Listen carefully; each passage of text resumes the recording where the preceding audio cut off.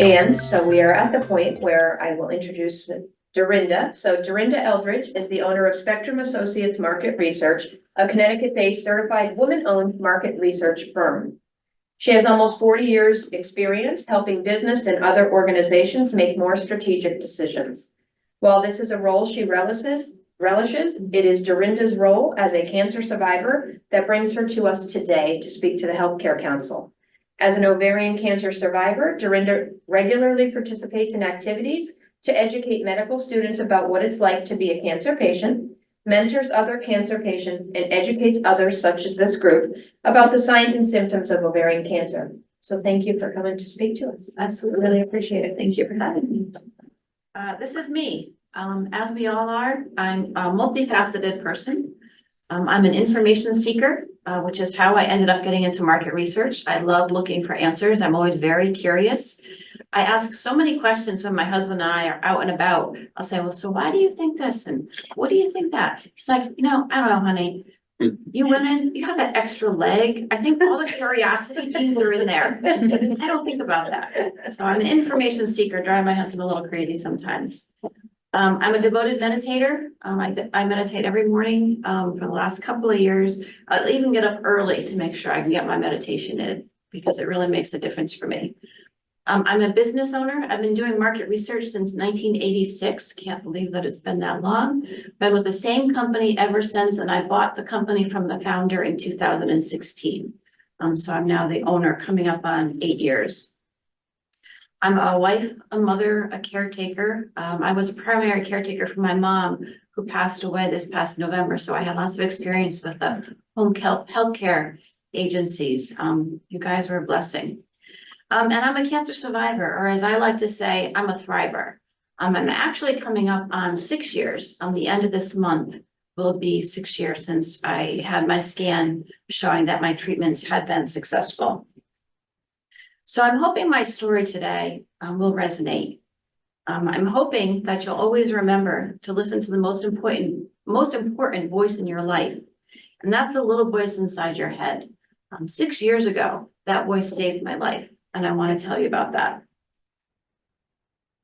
So January 2018, my mom was still living in Florida. Her birthday was in January. So my husband and I surprised her by flying down to Florida for her birthday. I had been perimenopausal for about 2 years, hadn't had any bleeding for more than 6 months. But when I got to Florida, I had a little visit from my monthly friend that I hadn't seen in a long time. I called my gynecologist and talked to her. It was not spotting, it was actually bleeding, like a period. She said that she wanted to see me when I got back, but didn't think I needed to go see anybody while I was down there, or that I needed to come home early. She wasn't terribly concerned. So we enjoyed our week in Florida. My mom was really happy that we had made our way down. But as I mentioned, I'm a small business owner. I have clients who want things done. I had a huge to-do list when I got back home. So I got back home, sat at my desk, and dove into work. I had made a follow-up appointment with my gynecologist while I was in Florida. I had scheduled something. And as that was approaching, I'm like, the bleeding lasted for 5 days. It must have just been a period. I've got to reset that clock for how long it's been since I've had a period. But as I picked up my phone to make that phone call, that little voice inside my head said, don't cancel. And it was the loudest inner voice experience I'd ever had. So I didn't. Luckily, yes, she was on a megaphone. So I went to that appointment. It was January 29th, 2018.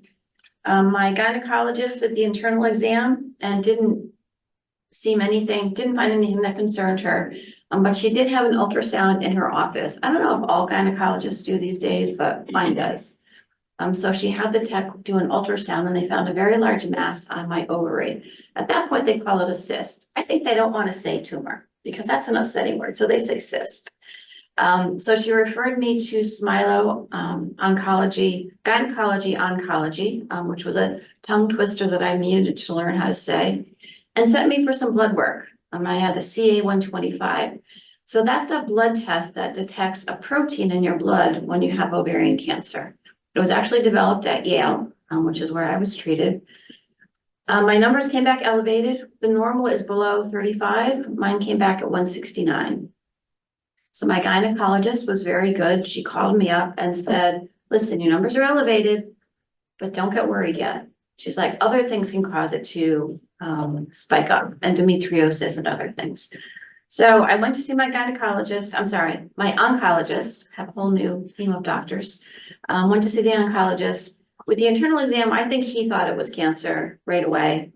We scheduled a hysterectomy. He had a whole plan. During my talks with the medical students, I go through all of that. I loved my doctor because he was a man with a plan. Being a market researcher, I like data, I like facts, I like plans. I don't like gray areas. So he was the perfect doctor for me. February 9th was the hysterectomy, and that's when I found out for sure that I had cancer. I think I knew beforehand. I think the longest period of time for me in my whole life was the 10 days between when they found the mass and when they took it out, because I feel like I had this alien inside me. So I was happy to have the That seems hysterectomy. like a quick time frame too. Yeah, they were pretty quick. It was a pretty good size, so they wanted to get it out. Who was your real doctor? I had Dr. Ozodi. So Did you have? that's who my father had. Yeah. It's colon cancer, just so you know. Yeah, he's That name wonderful. sounds familiar. Yeah, he's wonderful. And his whole team. Yeah, his whole team. So I And it asked, sounds like, I mean, I'm coming up on 6 years, so I don't know when you were, I was December of 2017. okay, so you're about, a month before me, or 2 months, because I was diagnosed in February. Yes, so I love Dr. Ozodi, and the whole team there. So I say that little voice inside my head saved my life because I was diagnosed with stage 2 ovarian cancer. Ovarian cancer is often called the cancer that whispers because the symptoms and signs are very diffuse. It's not like you find a lump in your breast, so you go get checks for breast cancer. It's not that clear, and we'll get into that. But I say that voice saved my life because these are the 5-year survival rates. So for stage 1, which is localized, it means that the cancer is just in the ovaries, 93% 5-year survival rate. Stage 2, they find cancer in organs other than just your ovary. I actually had it in my ovaries and my fallopian tubes. The 5-year survival rate for that is 75%. Stage 3 means it spread beyond that immediate region, and the survival rate for that is 31%. I didn't have any symptoms. I had that bleeding that was unexpected, but I'll pull up the signs and symptoms in a minute. I recall no symptoms. So if I hadn't gone to that doctor's appointment, God only knows how long it would have been before my cancer was found. So I'm going to give you a little education on ovarian cancer. As I mentioned, I'm a numbers girl. I like data, so I'm going to share some numbers with you. What I've put together is a comparison between breast cancer and ovarian cancer. Okay. The number of women diagnosed with breast cancer each year far surpasses ovarian cancer. Absolutely. It accounts for almost 1/3 of all new cancer diagnoses for women every year, whereas ovarian cancer is closer to 2%. It's not even in the top 10 of cancers that women are diagnosed with. However, while there's more new breast cancer cases, the outcomes for ovarian cancer are much worse than for breast cancer. That said, yes, women die from breast cancer every year. I have a close friend who has metastatic breast cancer. She's going to die from breast cancer at some point. So it's not that breast cancer isn't deadly. Your odds are just better with breast cancer than with ovarian cancer. But I don't want to make it sound like breast cancer is, a party, because it is not. So what I put together is a chart. The pink line, of course, represents breast cancer. And what I'm comparing is the rate of deaths in a year to the rate of new cases in a year and coming up with a ratio. So if you look at the pink line, back in 1975, the death rate was 30% of the new case rate. So the rates are based on how many women per 100,000 were diagnosed. That's how they come up with the incidence rates. Over time, as you can see, that decreased dramatically. In 2019, it was down to 14%. It was half of what it had been in 1975. So if you look at the teal line up at the top for ovarian cancer, in 1975, the death rate was 64% of the new case incident rate, 2/3. 2019, it's still the same. It's been about 2/3 the whole time. It still is. I just did a quick check on some numbers, yesterday, and it's still about 2/3. So the chart shows that they're having great strides in the area of breast cancer, which is wonderful. But it would be nice to see the same kind of stride for ovarian cancer. I feel this lack of improvement on the rate for ovarian cancer is really twofold. First, women with ovarian cancer are more likely to be diagnosed at a later stage. And as we all know, early detection is key for cancer survival. And second, more research dollars by far are being spent on breast cancer. That's logical. I understand it's logical because there's more women and men who are impacted by breast cancer than there are for ovarian cancer. But clearly, we need to work on ovarian cancer. Research is vital to ovarian cancer because it's hard to detect and has a high rate of reoccurrence. The drugs that work for you the first time around don't necessarily work as well or at all the second time around. So it's important that new drugs are developed to help handle those reoccurrences.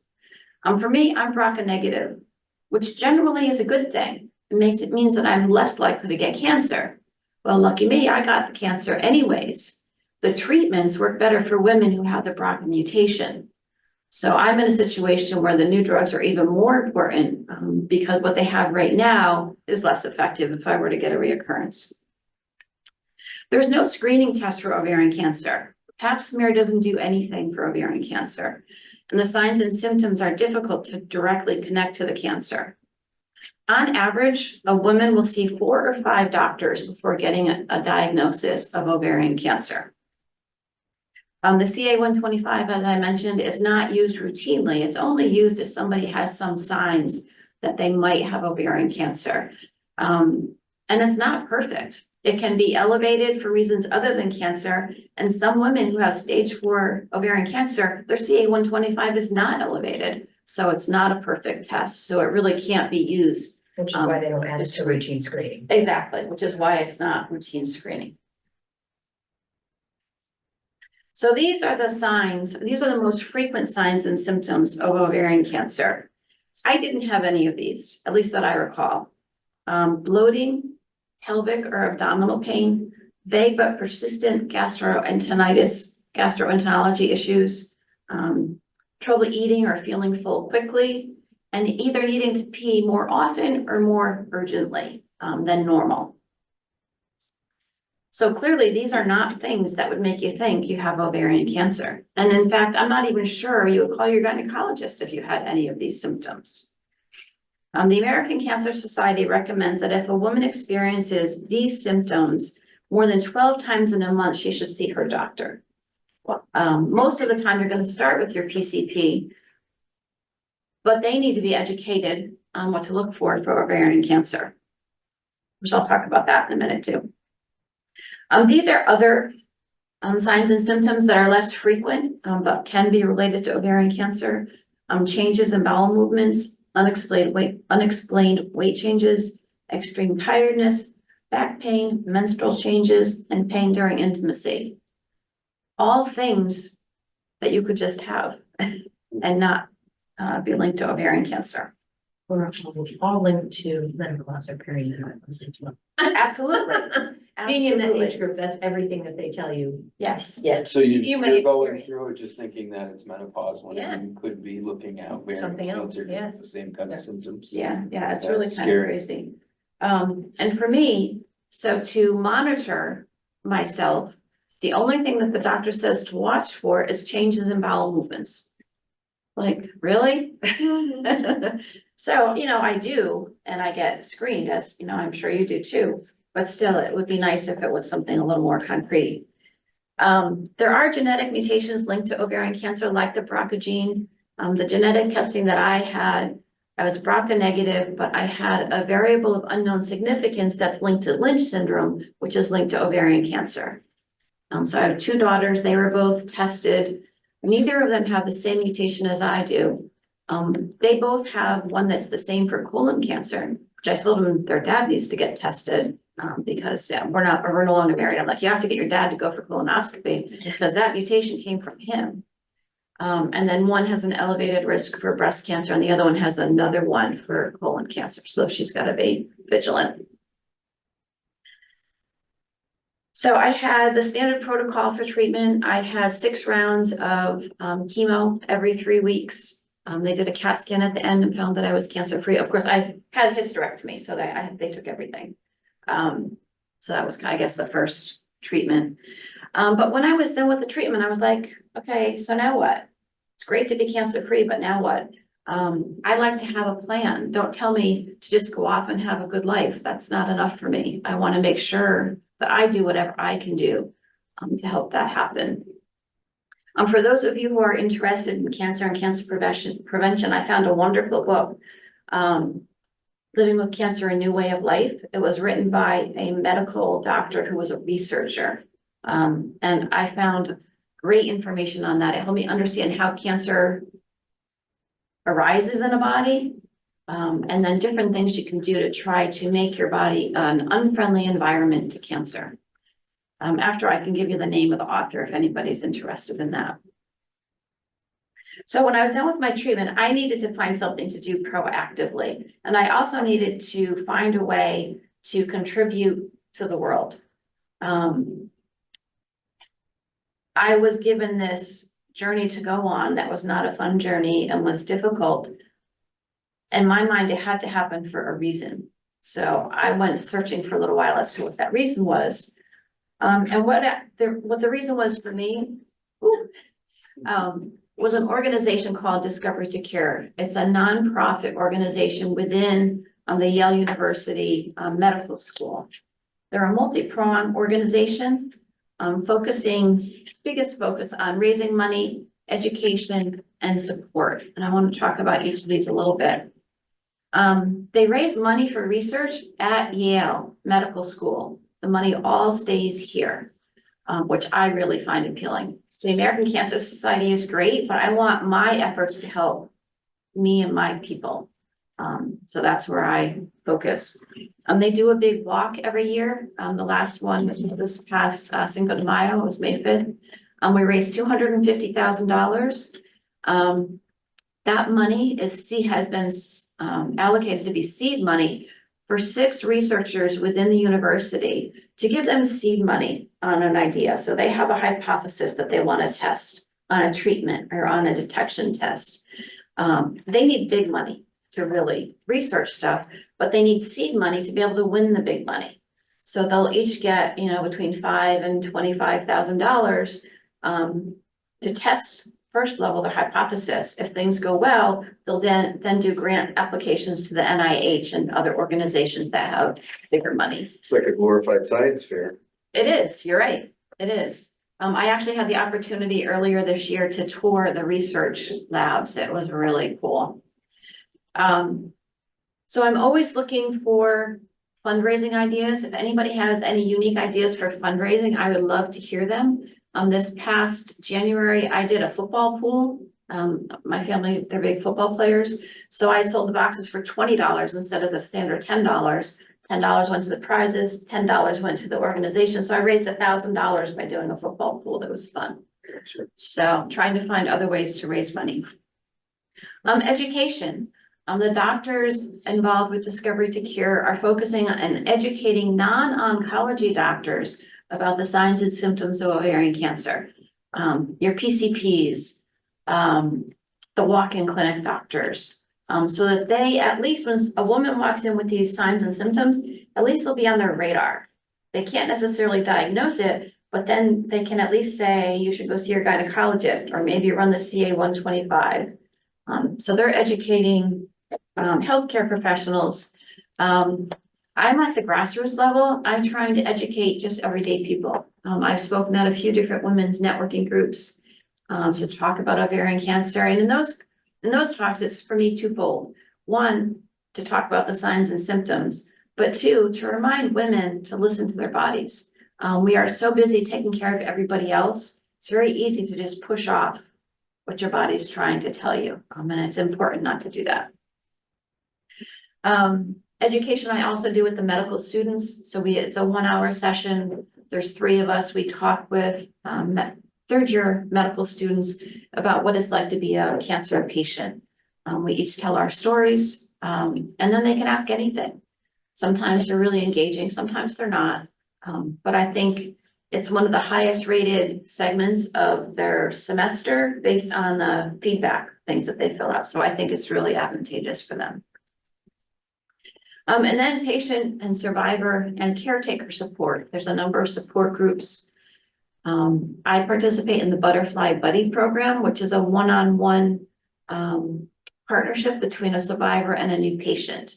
So I'm working with a woman now who just had her second round of infusion this past week. So that's really rewarding, and I think helpful for her. So speakers often have an ask at the end of their talk. So here are my asks. One, please listen to that voice in your head. Women and men, our bodies are always talking to us. We just have to make sure we listen. Appreciate every day. Before I had cancer, I dyed my hair, I got my nails done, I stewed about getting older. I'll take every gray hair and I'll take every number I can get on that calendar. Appreciate every day. Spread the word. Tell people what you've learned today. Share the recording if that's something that makes sense. Reach out to me if you have any questions. If you know of an organization that you think it would be beneficial for them to hear this information, I'm happy to talk wherever. Like I said, it's my way of trying to give back. I am also, we're all in business here. I do market research. If there's anything I can do for your organization, any issues that you're facing, reach out just for a conversation. Not to necessarily hire me, but maybe I can help you figure out different ways to gather information on the issue that you're having. So that's my spiel. Does anybody have any questions? Great job. Thanks. I did it without crying. Some days I can't.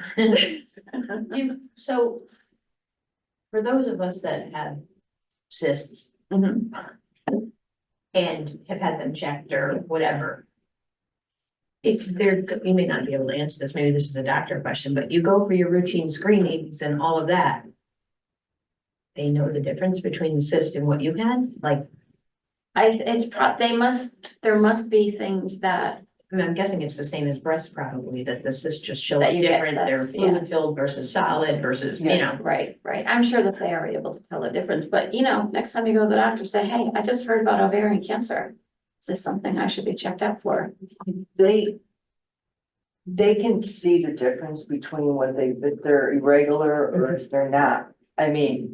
In my situation, when they saw mine, I had the cyst on my ovary and they followed it for 3 months and it changed within 3 months and mine was half solid, half fluid. And they said it needed to come out.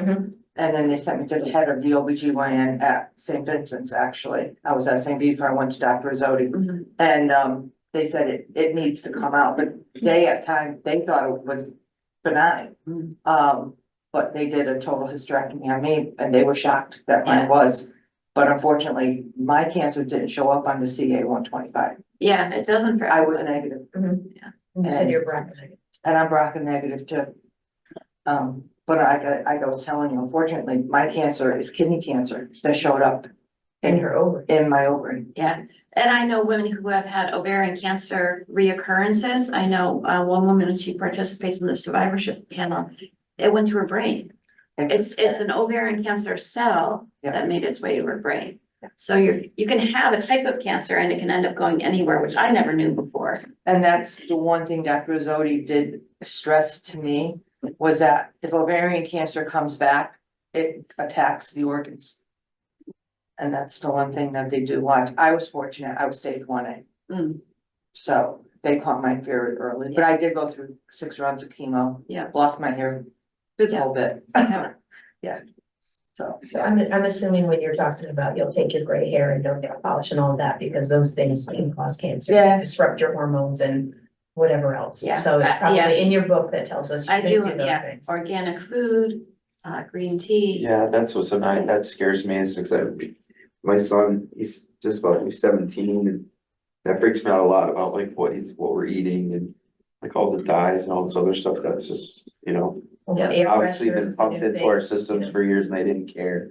Yeah, All the stuff that's illegal in Europe and not here, it's like, yeah, it's crazy.